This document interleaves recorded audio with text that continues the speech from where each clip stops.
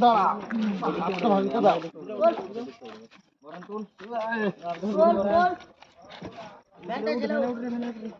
কাকা সোজা কর ভ্যান্ডে ছেলে উঠা সোজা কর পেছন দিকে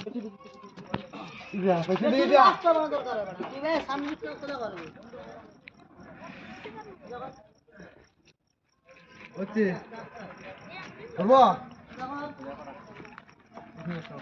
ও ফাঁকা যাচ্ছে তুমি ধরবে না যখন বলবে তখন সোজা করবে